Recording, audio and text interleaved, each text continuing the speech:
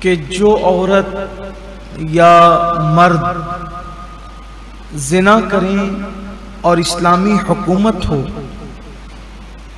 اور وہ مرد اور عورت غیر شادی شدہ ہوں تو زنا کا ثبوت ہونے کے بعد ان کو 100 کوڑے مارے جائیں اگر وہ شادی شدہ نہیں ہے تو، اور اگر وہ شادی شدہ ہیں تو جب زنا کا ثبوت ہو جائے گا تو ان کو پتھروں سے سنگسار کر دیا جائے گا۔ لیکن زنا کا ثبوت اتنا آسان نہیں ہے کہ کسی نے کہہ دیا اس نے زنا کیا تو اس کو سزا مل جائے، ایسے اسلامی تعلیم نہیں۔ اسلامی عدالت کا نہ یہ اصول ہے کہ چرچے کی بنیاد پر اور پروپیگنڈے کی بنیاد پر اور کسی کے کہنے کی بنیاد پر سزا نہیں ہوتی۔ زنا کے ثبوت کے 2 ذرائع ہیں۔ زنا ثابت کیسے ہوتا ہے کہ کسی نے زنا کیا؟ نمبر 1، اس کا خود کا اقرار، کہ وہ اقرار کرے کہ اس نے زنا کیا، اور اقرار بھی وہ 1 مرتبہ نہیں کرے بلکہ اقرار وہ 4 مرتبہ کرے۔ اچھا یہ بھی نہیں کہ اللہ نہ کرے اگر کسی سے زنا ہو جائے اور اسلامی حکومت ہو تو وہ زبردستی جا کے کہہ دے کہ میں نے ایسا کیا، بلکہ یہ حکم ہے کہ اگر اس سے زنا ہو گیا اور کسی کو معلوم نہیں ہے تو اس کو اللہ کی بارگاہ میں خاموشی سے سچی توبہ کر لینی چاہیے، قاضی کو بتانا نہیں چاہیے، ایسے زبردستی نہیں کہ بھئی اب مجھے سزا ہی دو۔ اگر وہ 4 بار اقرار کر لے گا تو پھر ایسی صورت میں اس کو سزا دی جائے گی۔ جیسے ایک جوان اللہ کے حبیب صلی اللہ علیہ وآلہ وسلم کی بارگاہ میں حاضر ہوئے اور انہوں نے کہا کہ حضور مجھے آپ پاک کر دیں کہ مجھ سے زنا ہو گیا ہے، کہ اصل میں کیونکہ زنا چونکہ جرم بڑا ہے نا اور اس کی سزا آخرت میں بہت بدترین ہے، تو اگر کسی کو دنیا میں یہ اسلامی عدالت کوئی سزا دے دے گی تو امید کی جاتی ہے کہ آخرت میں پھر اس کو سزا نہیں ملے گی۔ تو اس دور کے لوگوں کی سوچ یہ تھی کہ بھئی جو بھگتنا یہیں بھگت لو تاکہ وہاں چھوٹ جائیں، ایسی سوچ تھی۔ تو اس جوان نے کہا کہ ایسا ہو گیا مجھ سے، تو اللہ کے رسول علیہ السلام نے اس سے منہ پھیر کر کے فرمایا کہ جا یہاں سے، تجھ سے ایسا کچھ نہیں ہوا ہوگا، جا یہاں سے جا۔ لیکن چونکہ وہ جوان تھا اس کو احساس تھا، اس جوان نے پھر کہا کہ نہیں یا رسول اللہ آپ مجھے پاک کر دیں، مجھ سے یہ برائی ہو گئی ہے۔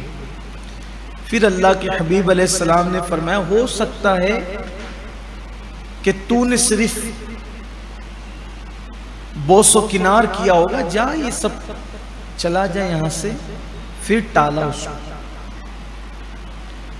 پھر تیسری مرتبہ اس جوان نے پھر کہا کہ یا رسول اللہ مجھ سے یہ جرم ہوا ہے اور آپ مجھے پاک کر دیں، تو اللہ کے حبیب علیہ السلام نے کہا کہ اس کا منہ سونگو، کہیں یہ شراب کے نشے میں تو نہیں ایسی جب وہ بک بک کر رہا ہے، ایسی بات کر رہا ہے۔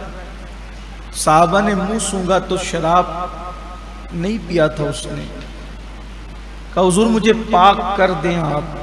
تو صدیق اکبر نے کہا دیکھ تو 3 بار کہہ چکا ہے، اگر 4تھی مرتبہ کہنے سے چپ رہ، خاموش رہ، اگر تو 4تھی بار بھی اگر کہہ دے گا تو پھر تجھ پر حد لگے گی اور تجھے سزا دی جائے گی۔ اس نے کہا کہ حضور مجھ سے برائی ہو گئی، آپ مجھے پاک کر دیں۔ تو آقا نے فرمایا کہ یہ پاگل تو نہیں، یہ جنون میں تو نہیں بک رہی ہے؟ اس نے کہا نہیں میں مجنون نہیں ہوں، میں پاگل نہیں ہوں، مجھے سزا دیجئے تاکہ میں یہاں سے پاک ہو کر میں دنیا سے جاؤں۔ تو تب حضور اکرم علیہ السلام نے جب 4 بار اس کا اقرار سن لیا تو پھر اللہ کے حبیب علیہ السلام نے فرمایا اللہ کے بندے اگر تجھ سے گناہ ہو گیا تھا اور اللہ نے اس گناہ پہ پردہ ڈال دیا تھا تو تجھے پردہ پڑا رہنے دینا چاہیے تھا، تو نے آ کے زبردستی بولا کیوں؟ اللہ نے پردے ڈالے تھے تو پردہ پڑا رہنے دیتا۔ کیوں کہا تو نے؟ اب 4 بار تو کہہ چکا، اب جا تجھے سزا دی جائے گی۔ تو صحابہ سے کہا لے جاؤ اور اس کو سب کے سامنے سنگسار کر دو، یعنی اتنے پتھر مارے جائیں، اتنے پتھر مارے جائیں کہ اس کی روح نکل جائے اور یہ ہلاک ہو جائے۔ دیکھو اگر کوئی کسی کو قتل کرے، کوئی کسی کو قتل کرے تو قتل کا ایک بدل ہے، آلٹرنیٹ اس کا ہے کہ قاتل کے جو ورثہ ہیں، وارثین ہیں، یعنی مقتول کے، جس کو قتل کیا گیا، مقتول کے یعنی جس کو قتل کیا گیا ہے، اس کے جو ورثہ ہیں، وارثین ہیں، اگر وہ قاتل کو معاف کر دیں تو وہ معاف ہو جائے گا۔ اور دوسرا آپشن یہ ہے کہ اس کی دیت دی جائے، اس کی دیت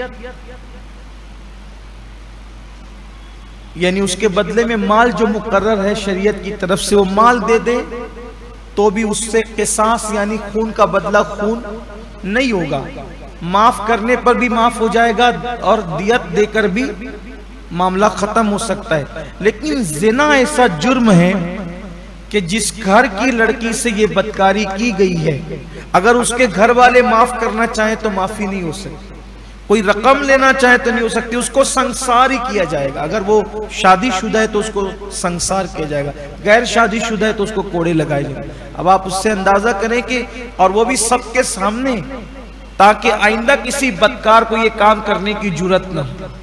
تو آقا علیہ السلام نے فرمایا کہ جاؤ اس کو سنسار کر دو۔ پھر آگے اور بھی بڑا واقعہ ہے، اس کی طرف نہیں جاتا۔ تو ایک تو اقرار سے ثبوت ہوتا ہے زنا کا، اور دوسرا ثبوت شرعی چاہیے، شرعی ثبوت کی ضرورت ہوتی ہے۔ اب شرعی ثبوت کیسے؟ ہر ثبوت کے لیے 2 گواہ چاہیے، ہر معاملے میں، چاند کا معاملہ ہو، چوری کا معاملہ ہو، دیگر معاملات ہو، وصیت کا معاملہ ہو، 2 گواہ چاہیے۔ لیکن زنا کی گواہی کے لیے 4 گواہ چاہیے، اور 4 گواہ بھی کیسے؟ عاقل ہوں، عقل والے ہوں، بالغ ہوں اور عادل ہوں، یعنی کہ پابند شرع ہوں، ان کی سچائی اور صداقت میں شک و شبہ بھی نہ ہو، اور 4 ہو۔ اور پھر ایسے نہیں کہ میں نے اس سے سنا اور اس نے اس سے سنا، اس نے یہ کوا کان لے گئے والا، ہم نے ایسے دیکھا ہو۔ حدیث پاک میں آتا ہے اس وقت تک ثبوت نہیں دے سکتے وہ لوگ جب تک کہ ایسے نہ دیکھا ہو جیسے سلائی کو سرمےدانی میں دیکھا جاتا ہے۔ دیکھو حدیث کے الفاظ کتنے، کس قدر محتاط اور کس قدر خوبصورت ہے، اس انداز سے کہ جیسے سلائی کو سرمےدانی کے اندر دیکھا جاتا ہے، ایسے نہ دیکھا اس وقت تک وہ گواہی نہیں دے سکتا۔ کہ میں نے دونوں کو ایک ساتھ کھڑے دیکھا تھا، نہیں گواہی دے سکتا، میں نے ایک کمرے میں جاتے دیکھا تھا، نہیں گواہی دے سکتا، بلکہ سرمےدانی سلائی کے اندر جیسے ہوگی ویسے۔ اور دوسری، جیسے سوئی کے ناکے میں دھاگا ہوتا ہے نا، جب تک ایسے نہ دیکھا ہو، وہ بھی 4، اور 4 کی بات جب تک ایک نہ پڑے، اگر 4 کی بات الگ الگ پڑے گی تو بھی ثابت نہیں ہوگا، اس کو سنسار نہیں کیا جائے گا۔ اس کا مطلب یہ ہے کہ ثابت ہو ہی نہیں سکتا جلدی سے، بہت آسان نہیں ہے۔ تو ان 2 ثبوت کی بنیاد پر جو ہے وہ سزا دی جاتی ہے زنا کی، ایسے آسانی سے نہیں دی جاتی۔ یعنی سزا جتنی سخت ہے، سزا جتنی سخت ہے، احتیاط بھی اتنا ہی سخت ہے اسلامی عدالت کے اندر۔ پھر اس کے بعد جو ہے وہ گھر میں داخل ہونے کا قانون بیان کیا گیا کہ جب گھر میں جاؤ تو اپنے خود کے گھر میں بھی سلام کر کے جاؤ، بغیر سلام کیے داخل نہ ہو، اجازت لے کر جاؤ، اپنے گھر میں بھی اجازت لے کر جاؤ۔ کسی نے عرض کیا یا رسول اللہ صلی اللہ علیہ وآلہ وسلم، ہم اپنے گھر میں بھی اجازت لے کر جائیں؟ تو آقا علیہ السلام فرماتے ہیں کیا تو اپنی ماں بہن کو ننگی دیکھنا چاہتا ہے؟ اس لیے کہ جب مرد گھر میں نہیں رہتے تو عورتیں پھر اپنے انداز سے رہتی ہیں، تو اپنے گھر میں بھی جاؤ تو سلام کرو زور سے پہلے، اس کے بعد اندر داخل ہوا کرو، تاکہ عورتیں اگر عورتوں میں اپنے انداز سے بیٹھی ہوں لیٹی ہوں تو وہ اٹھ کر کے ان کو پتا ہو جائے کہ گھر میں مرد آ رہا ہے۔ اور جب دوسروں کے گھر میں جاؤ تو سلام کر کے اجازت لو، لوگ کیا کرتے ہیں؟ پہلے جھانکتے ہیں پھر سلام کرتے ہیں. یہ اسلامی طریقہ نہیں ہے، بلکہ حدیث پاک میں آیا ہے کہ اگر کوئی تمہارے گھر میں جھانکے اور اسلامی حکومت ہو تو اس کی آنکھ پھوڑ دی جائے، اس کو جھانکنے کی اجازت نہیں. بلکہ اسی لیے تو جو ہے وہ بلا ضرورت اپنے چھتوں پر نہ چڑھو، حدیث پاک کا مفہوم ہے بلا ضرورت اپنے چھت پر نہ چڑھو، اور اگر چھت پر چڑھو تو نگاہیں نیچی رکھو تاکہ جن کے مکانات چھوٹے چھوٹے ان کے گھر کے اندر تمہاری نظر نہ پڑ جائے. یہ اسلامی احتیاط ہے، اسلامی نظریہ یہ ہے. تو دوسروں کے گھر میں جاؤ تو اجازت لو. اجازت کا طریقہ یہ ہے کہ ایسی جگہ کھڑے رہو جہاں گھر کے اندر تمہاری نظر نہ جائے اور بلند آواز سے کہو السلام علیکم. اگر جواب آئے اور وہ اجازت دے تو اندر چلے جاؤ، اور اگر اجازت نہ ملے تو پھر دوسری مرتبہ اجازت طلب کرو، اور اگر وہ پھر تیسری بار اجازت طلب کرو. 3 بار اجازت طلب کرنے پر بھی اگر وہ نہیں آئے کوئی باہر یا کوئی اجازت نہ دے تو بغیر کسی تردد کے، ناراض ہوئے بغیر واپس چلے جاؤ. اللہ کے رسول صلی اللہ علیہ وآلہ وسلم کی سنت کریمہ یہ تھی. حضور علیہ السلام اگر کسی کے گھر جاتے اور سلام کرتے 3 مرتبہ جواب نہیں آتا تو آپ واپس ہو جاتے. آج کل کے گھنٹیاں لگی ہوتی ہے تو گھنٹیاں بجا کر کے سائیڈ میں ہو جائیں، دستک دے کر سائیڈ میں ہو جائے، کیونکہ اگر کوئی خاتون دروازہ کھولے تو بے پردگی نہ ہونے پائے. پھر اس میں پردے کے احکامات بھی بیان کیے گئے، پردے کے احکامات بیان کیے گئے اور بتایا گیا کہ پردہ کرنا فرض ہے. بڑی تفصیل ہے، حالانکہ سورۃ الاحزاب میں بھی یہ احکامات آ رہے ہیں، لیکن جو ہے وہ اس میں اجمال ہے، اس میں تفصیل ہے. تفصیل کے ساتھ ہے پردہ کرنے کا. جب تک عورتیں پردہ کرتی رہے گی، جب تک عورتیں پردہ کرتی رہے گی ان کی عزت محفوظ رہے گی. آج ہم دیکھتے ہیں کہ بہت سارے لوگ مرد دین کے پابند ہوتے ہیں لیکن ان کی عورتیں مردوں سے پردہ نہیں کرتی، اجنبی مردوں سے. تو جیسے داڑھی منڈانے والا فاسق و فاجر ہے، جیسے جو داڑھی منڈا دے تو اسلام میں وہ فاسق و فاجر ہے، ویسے ہی اگر کسی کی بیوی بے پردہ مردوں سے گفتگو کرتی ہے اور بات چیت کرتی ہے تو داڑھی رکھ کر بھی وہ مرد و فاسق و فاجر ہی ہوگا. کیوں؟ اس لیے کہ اس کی بیوی ایک حرام کام کر رہی ہے اور وہ منع نہیں کر رہا ہے. اسی طرح اجنبی مردوں سے تو پردہ فرض ہی ہے، دیور سے بھی پردہ فرض ہے. آپ دیکھیے، نظر دوڑائیے، دینداری کے نام پر جو لوگ بہت دیندار بنتے ہیں، ماحول دیکھیے، کیا واقعی ہماری گھر کی عورتیں دیوروں سے پردہ کرتی ہیں؟